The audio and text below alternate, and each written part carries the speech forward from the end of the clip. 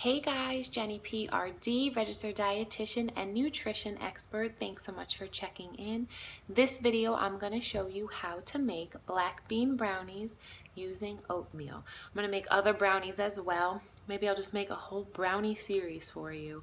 Healthier versions of brownies, yet still delicious. But before I get into that, I want to encourage you to please subscribe to my channel. Ring the bell, which means turn on the notifications, and simply you're going to get like a text message from me anytime I upload a video. Comment below and say hi, different recipes you want to see, different nutrition topics you want to learn about, and I would really appreciate that. So let's get started. So this recipe is adapted from Chocolate Covered Katie. She makes so many different vegan type recipes.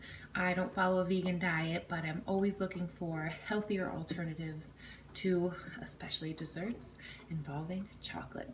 So let's just get into it, okay? We have 1 can black bean brownies, low sodium or no added salt if you can find it, just to nix the salt. I already drained them for you and ran them under cold water. I'm gonna simply put them into food processor. Guys, if you don't have a food processor, it's no problem. I used to always use my blender to make this recipe. It just may take a little bit longer, and that is totally fine.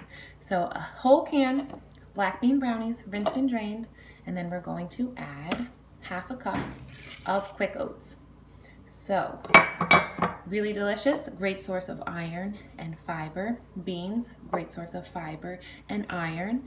And we are also going to add about 1/4 cup of cocoa powder. So this is what's going to give it that delicious chocolate taste. I have 1/4 cup of applesauce. So guys, I'm using unsweetened applesauce because we're going to be adding sugar to the recipe, a whole 1/3 cup of sugar. For me, I am a sugar butter dietitian. I don't really like sweeteners or fake sugars, things like that, even stevia. I just really, sugar is fine, and butter, completely fine. Different vegetable oils, canola oil, things like that are great too. That's just my preference. This recipe calls for coconut oil, but that is high in saturated fat, and studies just show that saturated fats are not so heart healthy. So that's why I omit that. And instead of the coconut oil, I am using applesauce, but it still turns out delicious. Let's see. And then we're going to add about 1 tablespoon of vanilla. So, I mean, vanilla is just delicious. And the last is going to be 1/2 cup of chocolate chips, but that's at the end. So what we're going to do, I'm going to put the lid on here, and we're going to blend it all. Because if we add the chocolate chips now, they're not going to be chocolate chips anymore. They're just going to be, you know, a mess of chocolate. So we'll see how this turns out blend-wise. I might have to add a little bit of liquid in there, but I think we're going to be all right. So simply going to turn it on, and I'll show you the consistency in just a minute. So while that's blending, question for you: what is your favorite type of dessert? I personally love ice cream.